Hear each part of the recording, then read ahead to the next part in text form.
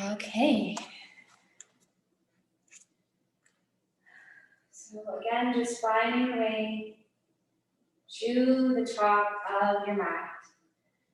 You'll find our mountain pose.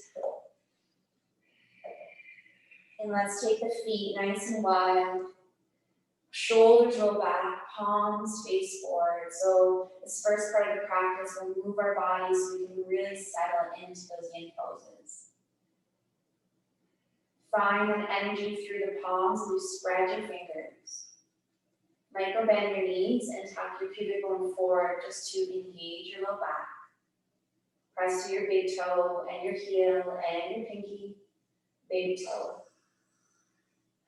Take a moment of grounding here. Feel rooted from your tailbone down.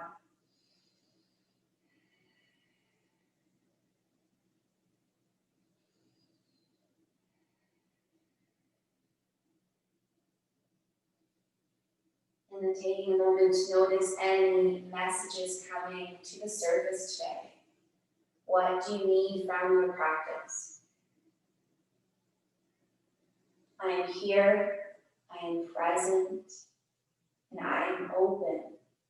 Maybe that can be your affirmations for today. I am here, I am present, and I am open.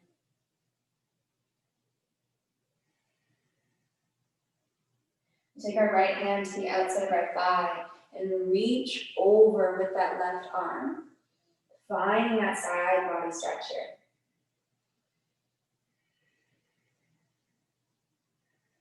Finding spaces in the ribs and maybe even start to bring your gaze up towards your fingertips.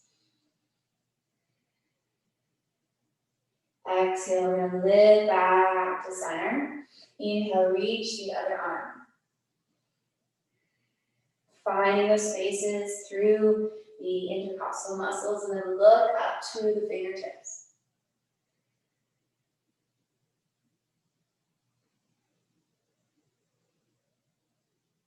And then bring yourself back to center. Take both arms out in front, shoulders roll back.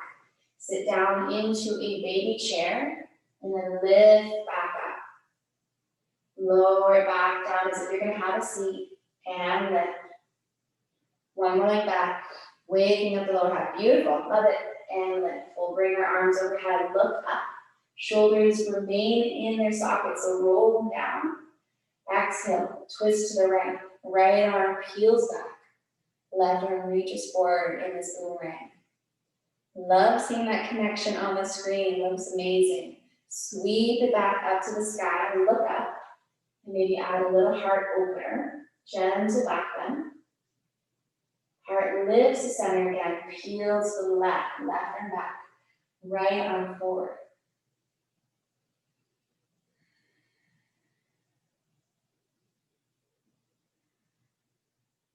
Bringing that hand back to the center, look up. And then exhale, hands to our spine. You can either keep the hands planted or interlace them. Lift through your heart. Softening the breath through the mouth. I don't know if you got to hear that, but Ella just sighed as well. I don't know if that picks up on the camera. Right when we exhale, she exhaled. Bend into your knees, find your forward fold. And from here, see if you want to lift more off of the spine or lower the hands back to the spine. Sit low, release the hands, reach your arms out in front like you're coming back to that chair. Lift all the way up to stand. Take the hands and small the back again. Interlace them, press them down to the earth. Heart lift, squeeze through your shoulders. Bend into your knees, bow forward. Head is going to be heavy. This time, if it feels comfortable, rock head no, side to side.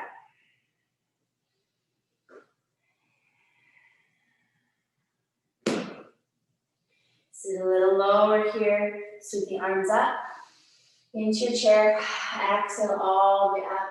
Little back bend is part of your practice. Hands come to prayer. Knee back in mountain. So I offered a couple of affirmations for practice, but if you have an intention you wish to set, take a moment to do so now.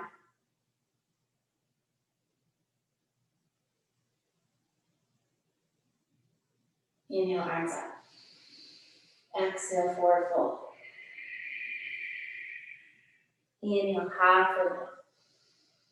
And exhale, fold. Right foot steps back, then left, finding your plank.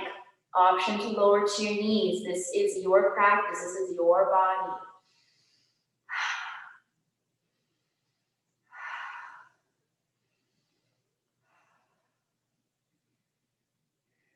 And then if you were joining me for full plank, we will lower to the knees now. Untuck your toes. Lead your heart forward. Find a modified flow first. Chaturanga. Lift up baby cobra as you squeeze your shoulder blades. And then tap your toes, either press to table or to down dog. Love it. So if this is your first down dog of the day, start to pedal your feet, wake up the lower half. And the reason I say first down dog of the day is some of us may incorporate this as we get out of bed in the morning. Maybe it's some cats and cows, or maybe it's just having that inversion. Or maybe not.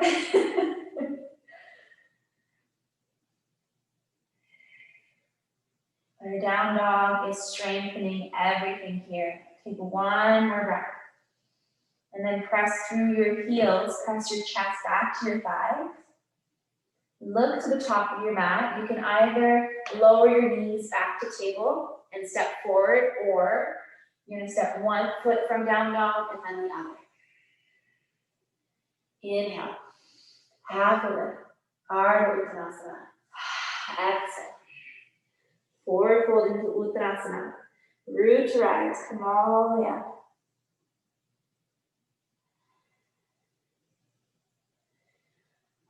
Inhale, arms overhead.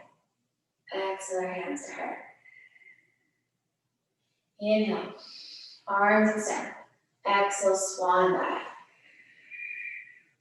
Inhale, half of it. And exhale, forward fold. Because it's our yang practice, we're going to keep leading with the right leg steps back. Then our left. Option for modified plank or full plank.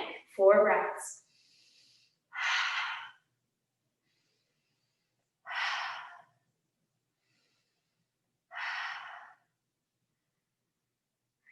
Lower to your knees again. One more time, modified flow. Lead your heart forward. Bend into your elbows. Chaturanga. Lift up. Baby cobra. Glide back. Either press to table or right back down dog.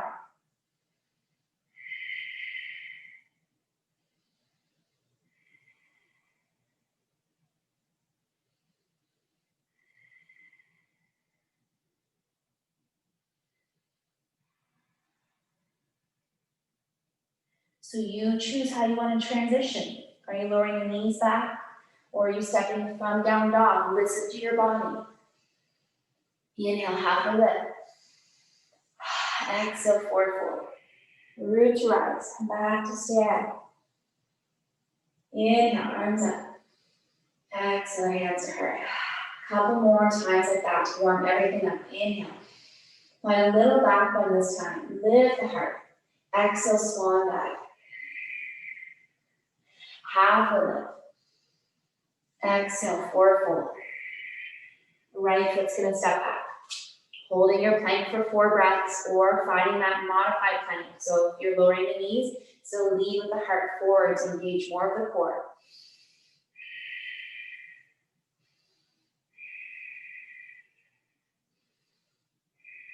Full vinyasa this time. Forward over top of your wrists. Chaturanga.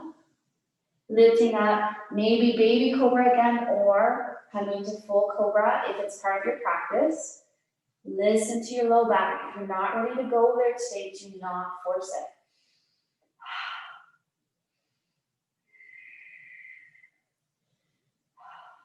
All right, take one more breath in our upward pose. Let's not rush this. There's so many benefits to cobra. Glide back to your down dog. In our cobra and our sphinx pose, we are going to incorporate that later on in our yin posture. But we're working on detoxing in the intestines, getting everything moving, stimulating the reproductive system. It's kind of like a reset for the belly.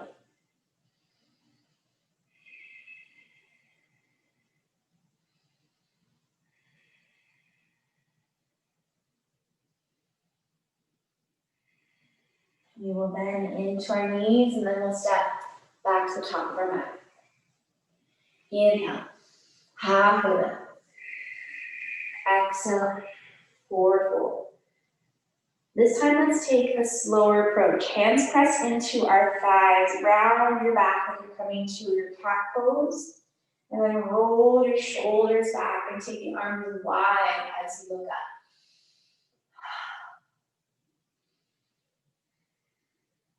We'll inhale, arms overhead, and this time reach for opposite elbow. I'll just face the camera for a second here. So I'm going to bend my elbows, reach for the elbows, and then drop the shoulders down. Bend into your knees, still drawing the navel to your spine. And we'll start to take the right elbow to right hip, like we started practice. Find those obliques. And then direct your breath to the ribs. We'll lift up, left elbow over to left hip.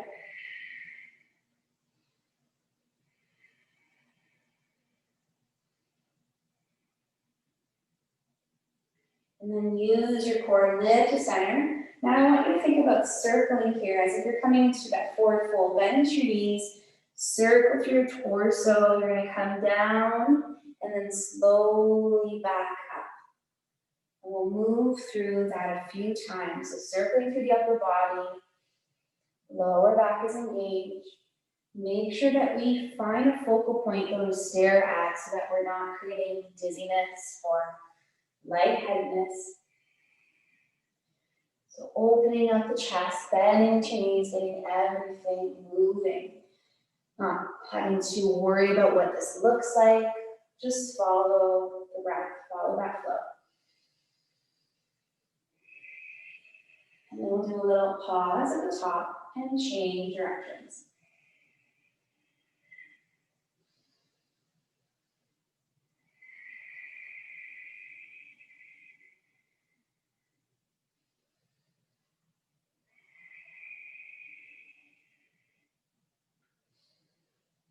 At any time, if this is uncomfortable, you can hang out in mountain pose.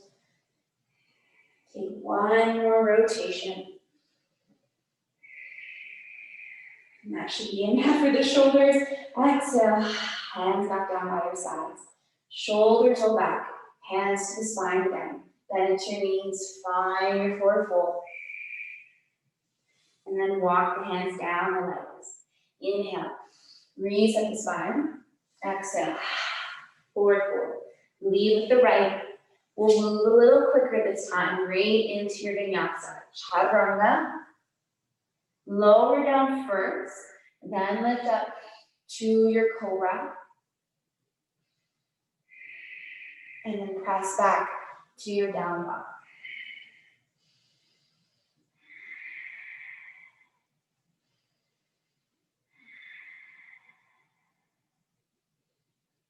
We will all meet in child's pose. So lower to the knees, take them wide, big toes together, and press back, Balasana, child's pose.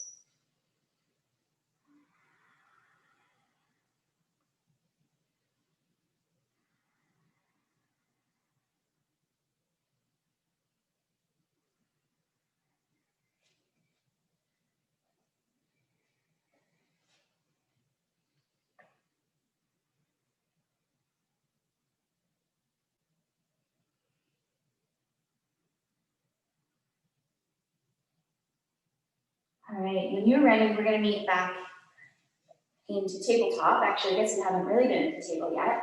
We're going to step our right foot forward between our hands, knee above ankle. We've been practicing this flow in the vinyasa classes this week. From here, little check-in with your back left hip. So give it a little kick forward towards that top corner. Nice. Either you're going to keep the hands down, or if you can, you're going to inhale, Float up. We want to warm up those hips for our yin. Exhale, deepen into this, bring your hands to prayer. Inhale, get tall, but we're not lengthening that leg. It might drop back with you, but we're not fully straightening it. Exhale, sink back into it. Couple more like that. Inhale. And exhale. Inhale. And exhale. 2 more. Inhale. And exhale. 1 more. Inhale. And exhale. Float that leg off so that you're coming into a one-legged table or a three-legged table, I guess I should say. And then take that right foot and step it over to the right to your straddle. And the toes are gonna come and angle out. Left hand's gonna stay in front of the knee or thigh. Right arm reaches up, open through your chest. Beautiful. Love seeing everyone scream. And then roll through the wrists.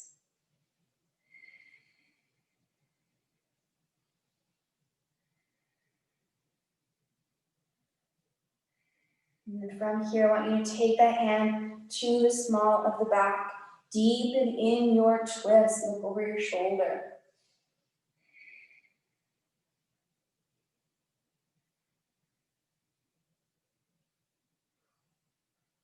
And then exhale, we'll bring that hand back to center. And we'll bring knee back with us as well.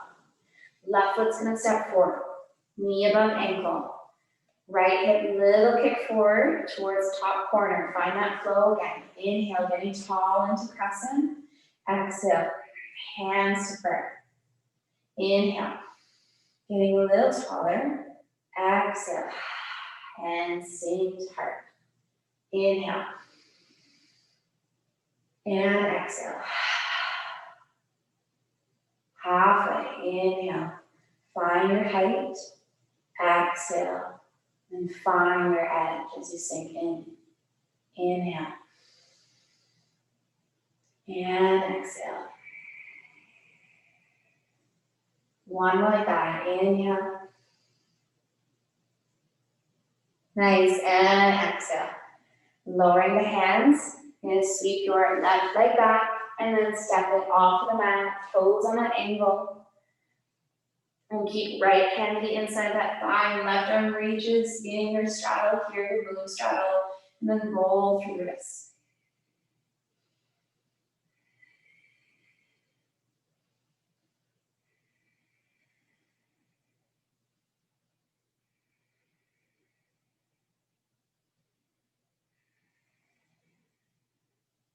Bring that hand to the small of the back.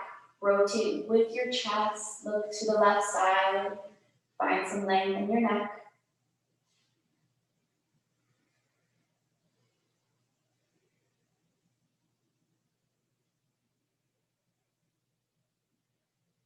And then on your exhale, lower the hand and come back to your child's pose. Knees wide, big toes together. Find Balasana.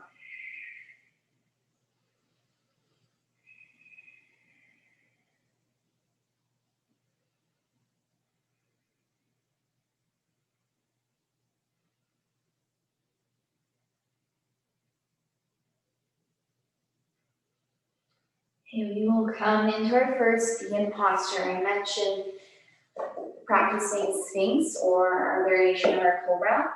You shouldn't really need any props for this, but the only thing I might suggest is if you did have a blanket and for some comfort with the belly on the floor, you could always place your blanket on your mat so that your belly's on your blanket as long as it's not keeping you lifted. You just might feel comfortable. So from here, we'll make our connection back with the mat. Come all the way to the floor. And we will start with Sphinx with our elbows underneath our shoulders and our chest lifted. But we're going to add on from here. From Sphinx, because it's a lot to hold, this heart opener. Remember with our yin pose, we don't want to grip. We want to let go. We want to be able to soften into this space. This might be too much for your shoulders. So my suggestion is once you set up in Sphinx, Walk your elbows out further. So that might even bring your belly further down to the ground. Palms are gonna press into the mat. Find your grip and then soften your grip. At any time, if you need to adjust, you can always take the elbows wider. You could always interlace as long as you're not gripping too tight. So we want a gentle version of our Sphinx pose. I'm gonna put the timer on. Otherwise, who knows how long we'll stay here if I don't do that part. So from Sphinx, you're coming into Seal, which just means you're drawing the hands a little closer to the top of your mat, chest is lifted, hip bones are pressing forward, but we're not gripping. So soften the low back. Close the eyes and then bring the focus back either to heart or to the third eye.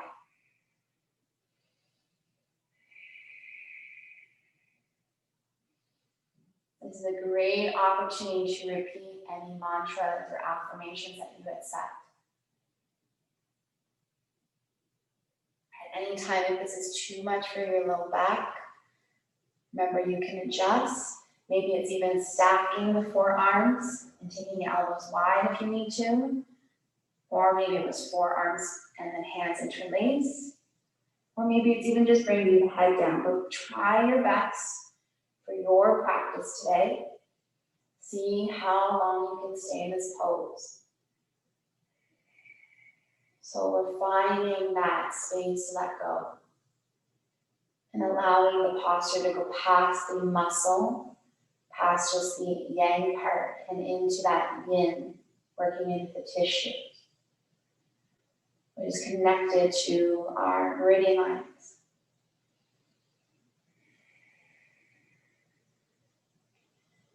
So I mentioned earlier that we're stimulating the intestines and the reproductive system here. And one of the meridian lines is connected to our gallbladder and to our liver. So we might start to notice emotions that are uncomfortable come up for us. And instead of just moving out of this, I ask you before you move to see if you can take breath. And maybe it's 3 breaths, or maybe it's changing your breath from ujjayi in and out of the nose to in the nose and out the mouth. So before you just push right out of it, see if you can push a little past your edge.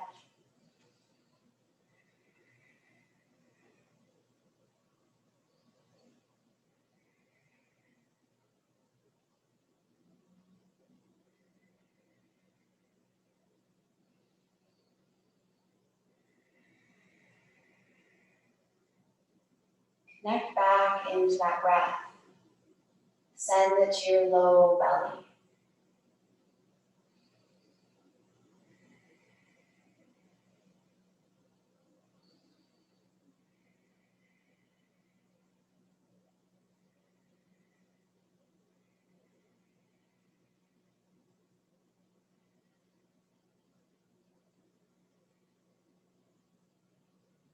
Checking in with your grip of the hands.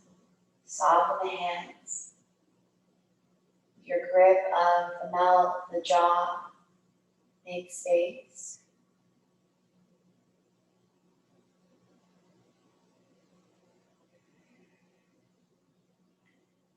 We'll take 3 more breaths here. Big, long breaths. Inhale. And exhale. Inhale. And exhale. One more. Inhale.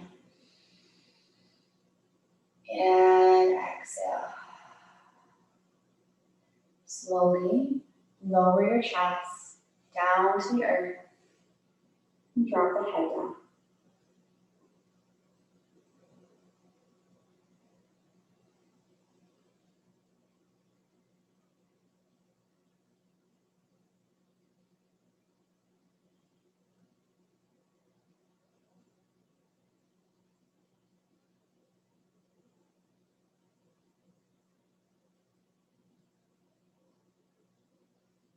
We are going to press up back to table, take your time.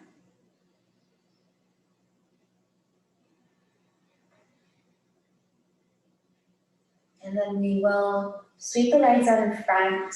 You're welcome to still sit on the blanket, but if it's too lifted, I ask you to remove it. You don't want height in this next pose. You actually may want it to cover up the feet, or even for extra support if you don't have a bolster.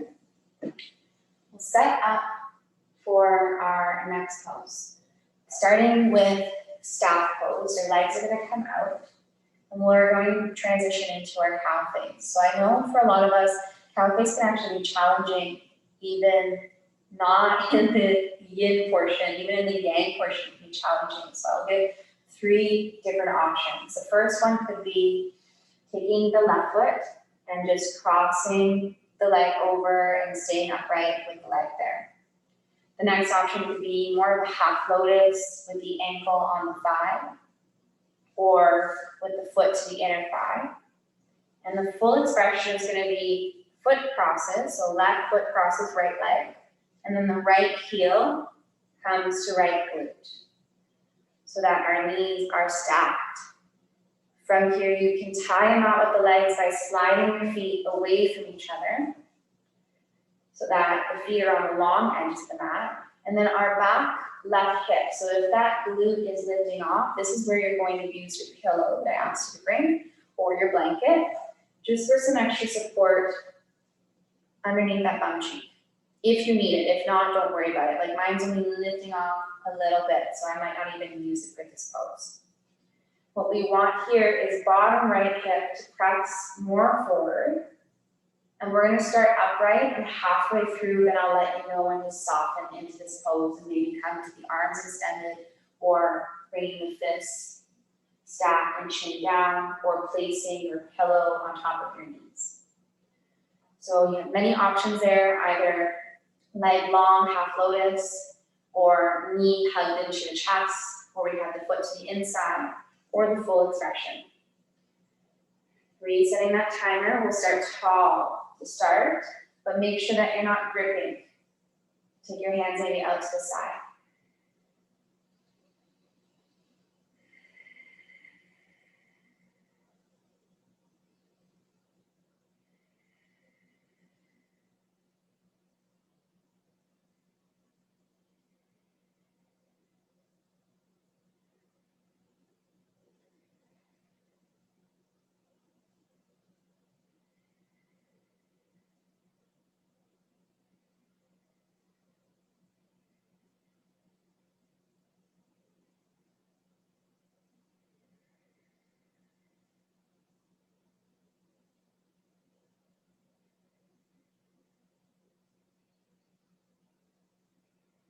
Notice if the mind is already shifted.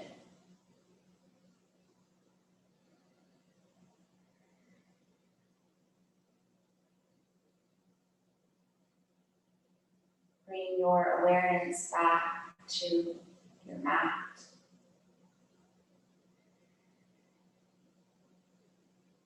In yin, we believe when you get to your peak pose or your edge, or maybe when you get to that space of feeling so uncomfortable you want to leave, that's when the true learning happens. That's not to say to do something unsafe, but it is to ask yourself before leaving a pose, if there is more to learn. From here, you can maybe lean a little bit more forward with the chest, and maybe take arms out long, or the option of stacking the fists.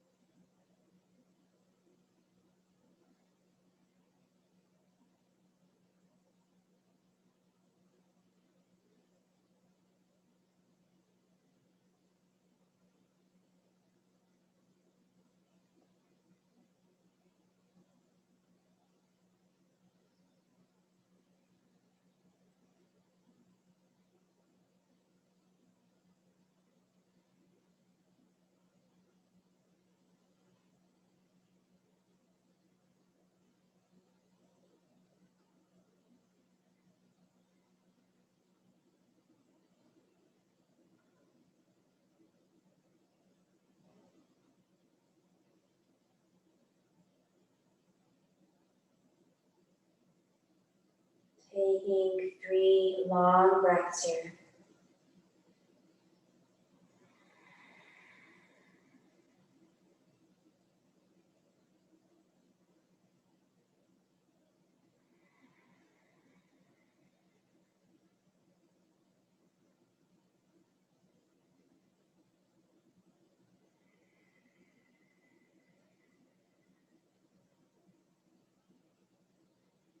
You will slowly press up, uncrossing the leg, take your time, and then uncrossing the other. Find a forward fold here.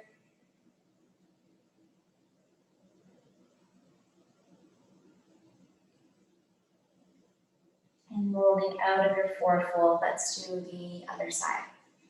So this time it's going to be right leg.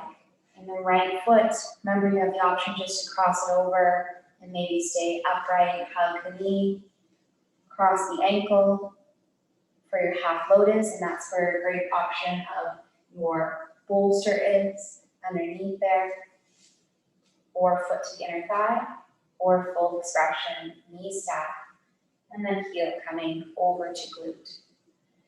So find your way on this side. Not every side is equal. You might have to change it. It might have to be a modified version on the side.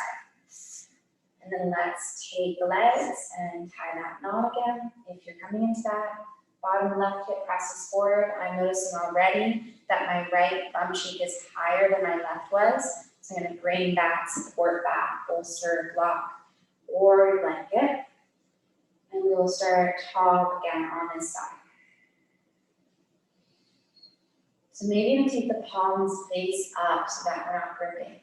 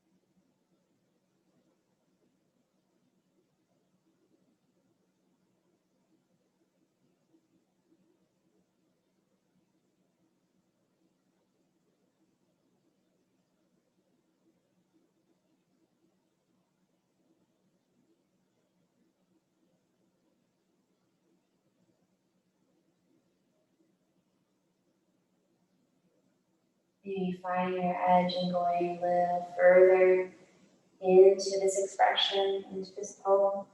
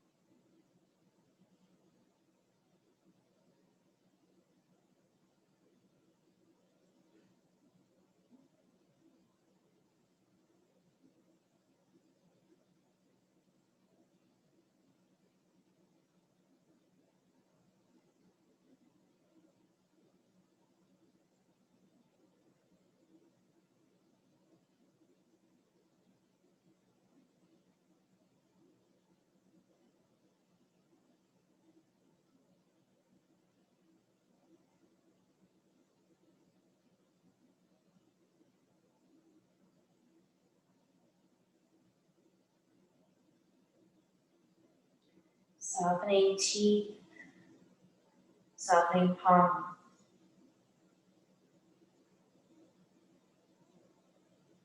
Softening in the shoulders.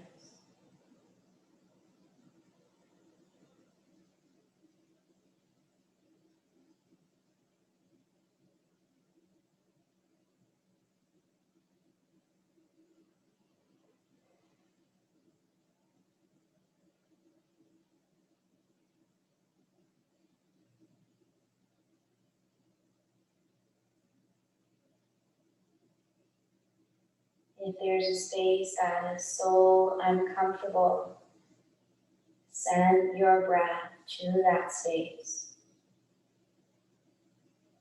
Energy flows where your intention goes.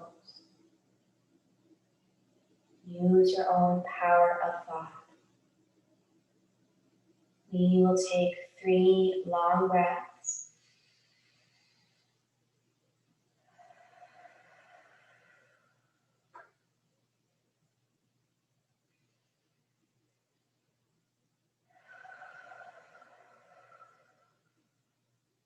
One more.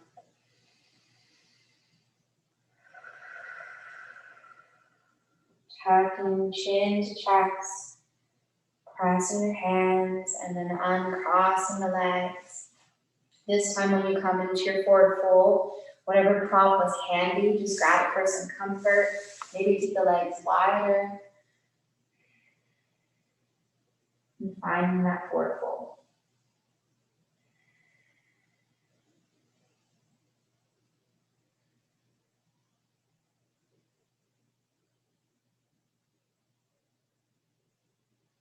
And slowly come back upright. As we make our way into the most important pose of your practice, Shavasana, I'm going to suggest if you did bring out your bolster tonight that you finish with a heart opener. I know some of you have 2 blocks. Well, let's just throw that at the camera. Sorry about that. If you have 2 blocks, you can place one at tallest level. If you have 2 blocks in a bolster, I should say. One at the tallest level, one at the lowest level, with a hand space between the 2. And then you're going to place your bolster on top. This is a travel size bolster, so I won't be using that today. Actually, if you do have a travel size one, I know that one of you do online, you can always just line it up, but you probably won't need the block. You could just use that to recline on. So you're either taking a ramp here. This one is a bit too tall, but I'll use it just for the purpose of demoing. I know a couple have the rectangular, so you can do that and line it up and recline, finding that heart opener. Or you can just come on to the bolster on its own for your heart opener. Or if you do have a pillow from your couch, you can always place it between the shoulder blades and then maybe another pillow to support the head. Just find some openness here in the chest.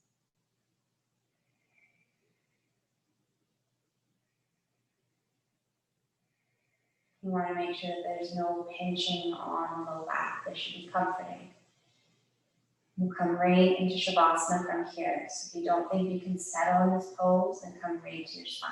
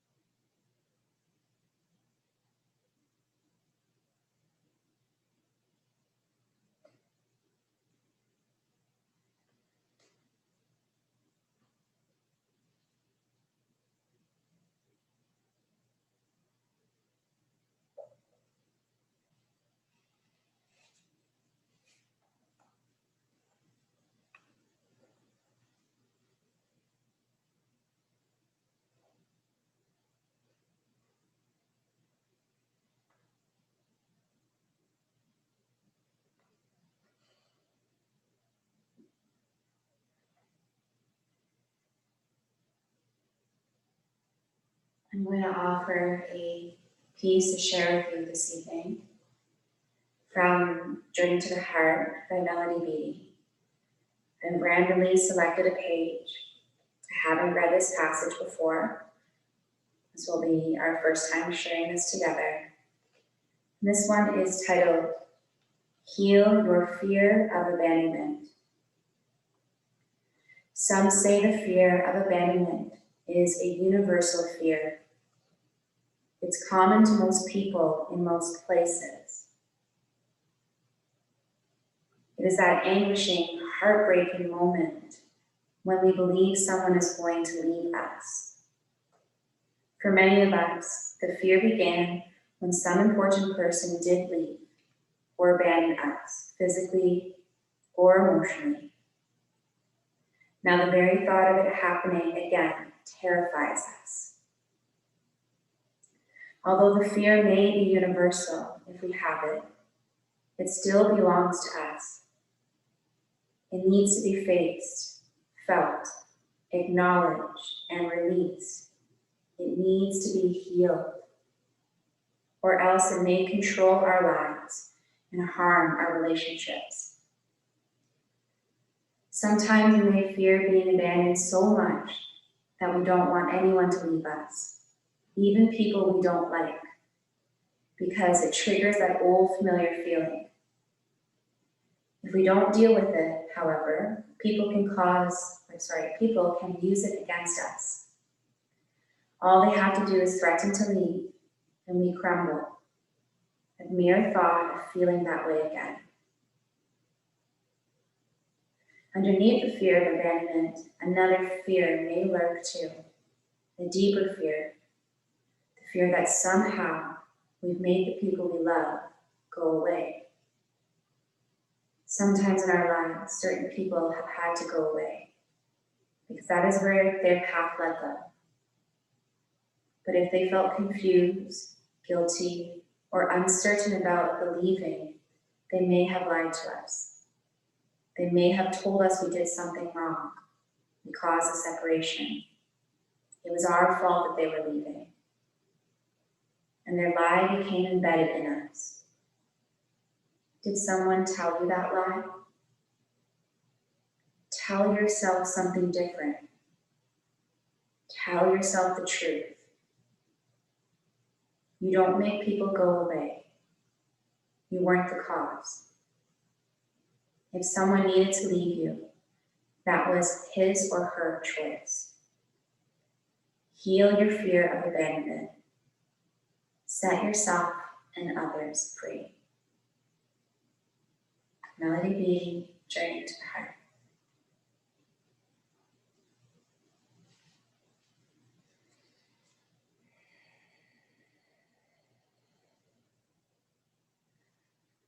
Om Shanti Shanti. Om.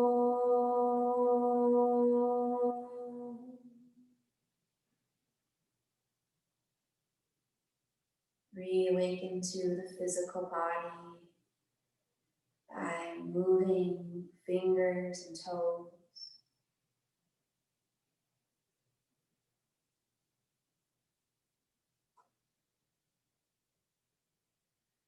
Maybe taking one more stretch by reaching the arms overhead and getting long through the body. And then exhale, soften the hands back down. We will roll to a favorite side to just help us come upright today. And slowly come to seated.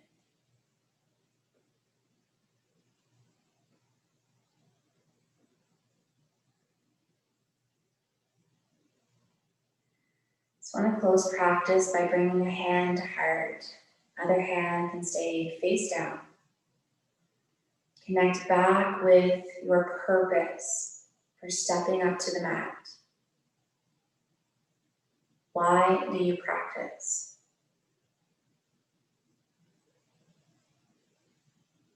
We'll bring our palms together to third eye, Anahata Chakra for intuition. To our mouth and our throat, Vishuddha for speaking our truth. And to our heart, Anahata for community connection. Thank you to each and every one of you for joining me. It was an honor to lead you through your practice, from my heart to yours. Put a little love in your heart. Namaste.